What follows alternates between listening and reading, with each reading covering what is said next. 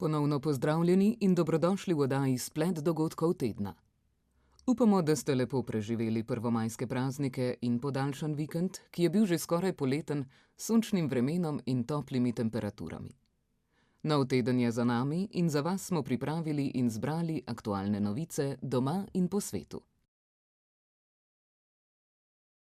Ostanite z nami.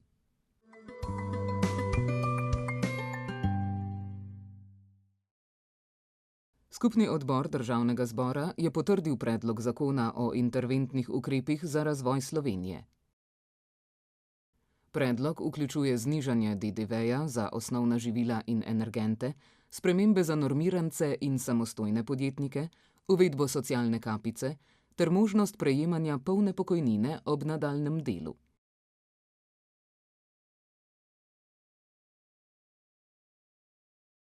Predlagatelji iz SDS, NSI, SLS, Fokusa, Demokratov in Resnice menijo, da bodo ukrepi razbremenili gospodarstvo in prebivalce ter izboljšali konkurenčnost države. Vlada v odhajanju, sindikati, Zakonodajno-pravna služba Državnega zbora in Fiskalni svet pa opozarjajo na pravne pomanjkljivosti, posege v socialne sisteme in tveganje za večji javnofinančni primanjkljaj.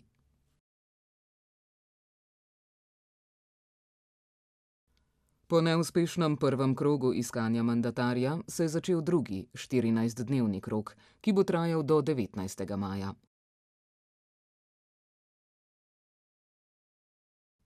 Predsednica republike Nataša Pirc Musar v prvem krogu kandidata ni predlagala, saj po posvetih ni bilo zadostne podpore. V drugem krogu kandidata lahko predlagajo tudi poslanske skupine ali najmanj 10 poslancev.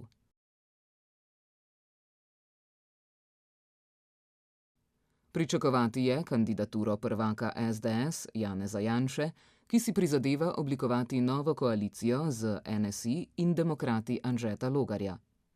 Če mandatar tudi v drugem krogu ne bo izvoljen, lahko sledijo nove volitve. Poslanska skupina Gibanje Svoboda je predsedniku Državnega zbora Zoranu Stevanoviću prijavila poslanca SDS Žana Mahniča zaradi žaljivega zapisa o predsednici republike Nataši Pirc Musar na družbenem omrežju X.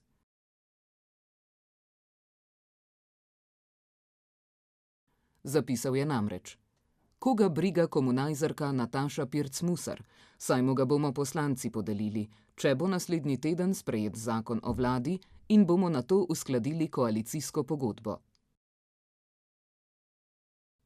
Očitajo mu kršitev etičnega kodeksa in predlagajo opomin z javno objavo.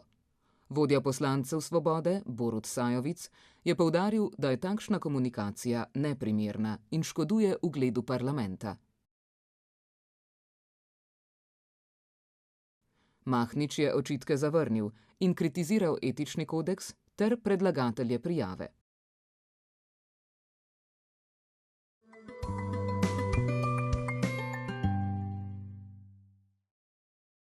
Rusija in Ukrajina sta kljub napovedani prekinitvi ognja nadaljevali medsebojne napade. V ukrajinskem napadu na rusko mesto Brjansk je bilo ranjenih 13 ljudi. Ruska zračna obramba pa je nad Moskvo in drugimi območji uničila več ukrajinskih dronov. Ruska vojska je medtem napadla ukrajinsko mesto Dnipro, kjer je bila ranjena ena oseba. Včeraj so potrdili, da je dvodnevna prekinitev ognja začela veljati opolnoči ob praznovanju dneva zmage 8. in 9. maja, hkrati pa je Moskva opozorila na možne povračilne napade na Kijev v primeru kršitev premirja. Ukrajinski predsednik Volodimir Zelenski Rusiji očita nadaljevanje napadov in poudarja, da se bo Ukrajina na kršitve odzvala sorazmerno. Ameriški predsednik Donald Trump je začasno ustavil ameriško operacijo spremljanja ladij v Hormuški ožini, saj naj bi bil dosežen napredek v pogajanjih z Iranom. Teheran medtem še preučuje ameriški predlog za konec konflikta, ob tem pa poudarja, da ne bo sprejel pritiskov ali pogojev predaje. Diplomatski stiki med stranema se nadaljujejo prek posrednikov, predvsem Pakistana. Napetosti v regiji ostajajo visoke, med drugim tudi po napadu na francosko tovorno ladjo v Hormuški ožini, razmere pa vplivajo tudi na svetovne cene energije in pomorski promet.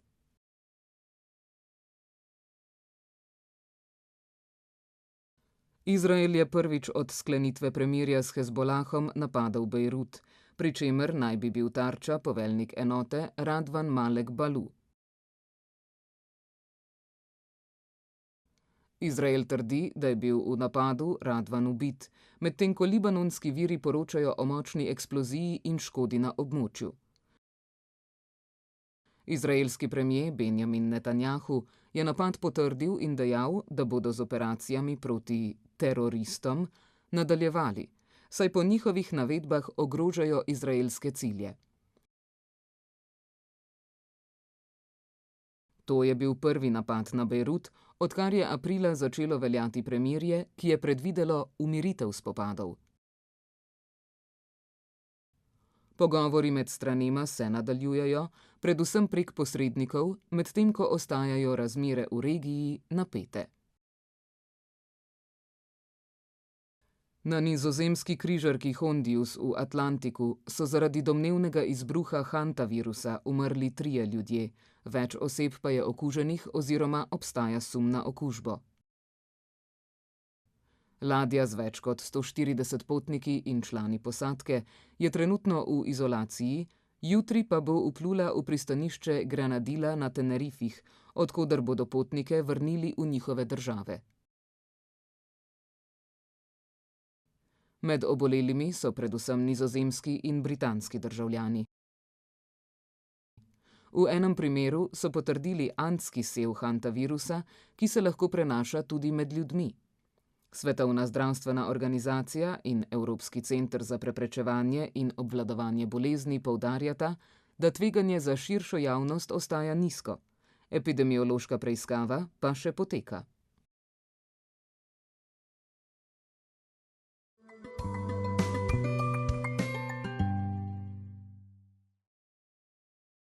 Slovenska šahovska reprezentanca gluhih pod vodstvom trenerja Hilmije Ahmatovića se je odpravila na svetovno ekipno prvenstvo v šahu, ki se je začelo v sredo 6. maja in bo potekalo do 15. maja v Roqueta de Mar v Španiji.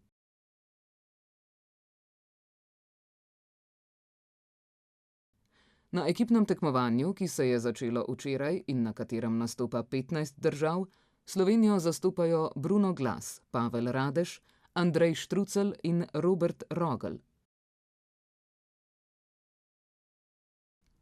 V primeru prvenstva potekajo tudi posamična tekmovanja. V hitropoteznem šahu, ki bo 12. maja, bosta nastopila Bruno Glas in Pavel Radež. V blicu, ki bo 13. maja, pa Bruno Glas, Pavel Radež in Andrej Štrucelj. Včeraj je slovenska reprezentanca v prvem kolu igrala proti Ukrajini in izgubila s 3:1. Edino točko za Slovenijo je osvojil Bruno Glas. Včeraj se je v Murski Soboti začel mednarodni teniški turnir gluhih Slovenia Deaf Tennis Open 2026, ki bo trajal do nedelje. Na tem turnirju nastopa 14 žensk in 11 moških iz Evrope, Južne Amerike in Azije. Slovenijo zastopa Marino Kegel, eden najboljših gluhih tenisačev na svetu.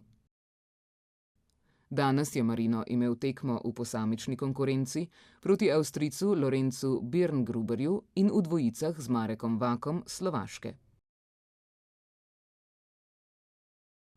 Ker smo novice za to oddajo zaradi redakcijskega procesa zbirali do 9. ure zjutraj, o rezultatih še ne moremo poročati. Več informacij o tem prihodnji teden. Jutri se bo v Mariboru odvijal velik mednarodni dogodek za gluhe. Športno društvo gluhih Herkul ob 10. obletnici svojega delovanja organizira mednarodni turnir v futsalu veteranov, v odbojki mešanih ekip, pikadu, šahu in kegljanju. Skupno se bo turnirja udeležilo okoli 450 športnikov iz 16 držav. Jutri bo potekalo državno prvenstvo gluhih v balinanju posamično za moške in ženske. Tekmovanje se bo odvijalo na balinišču Balinarskega društva Primskovo v Kranju. Organizacijo je prevzelo medobčinsko društvo gluhih in naglušnih za Gorenjsko, Auris Kranj, v sodelovanju s Športno zvezo gluhih Slovenije. V Laškem od torka do 15. maja poteka velik mednarodni turnir v namiznem tenisu za parašportnike I Feel Slovenia Open Termana Laško, ki ga organizira Zveza za šport invalidov Slovenije, Slovenski paralimpijski komite. Tekmovanje je razdeljeno na 2 dela. Od 5. do 9. maja poteka turnir Challenger, od 11. do 15. maja pa Elite. Na prvem sodeluje 336 igralcev iz 45 držav, na drugem pa 296 igralcev iz 40 držav, kar pomeni zelo močno mednarodno konkurenco.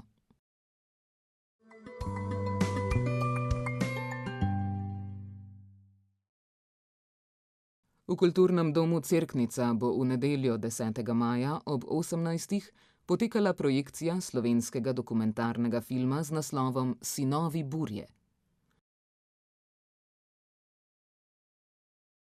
Po filmu bo pogovor z režiserjem Miho Čelarjem, glavnim igralcem Emilom Pižmohtom, v živo pa se jim bo pridružila tudi mala kraška ovčarka. Prispevek za ogled filma v Kulturnem domu Cerknica znaša 1 evro. Rezervacije sprejemajo na kinobrezovir@kd-cerknica.si.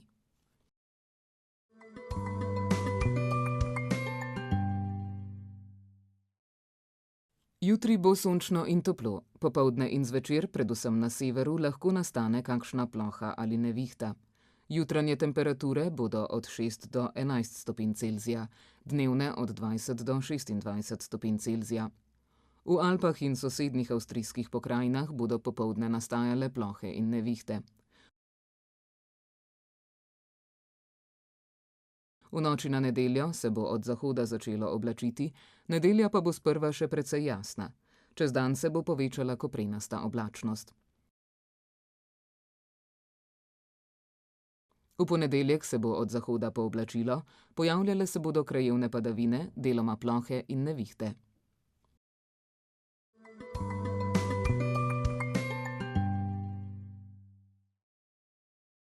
Kretnja tega tedna je Ivan Cankar. Njegova kretnja je taka.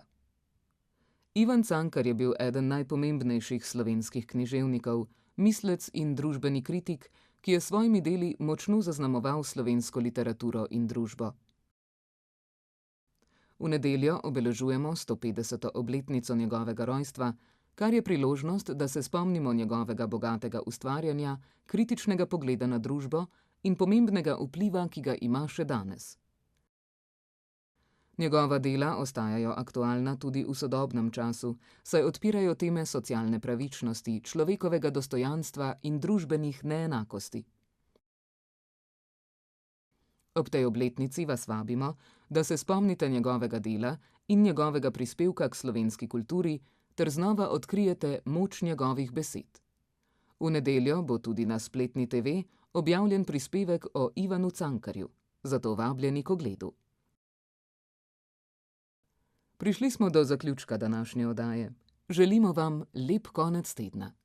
Ponovno bomo z vami naslednji teden, do takrat pa uživajte.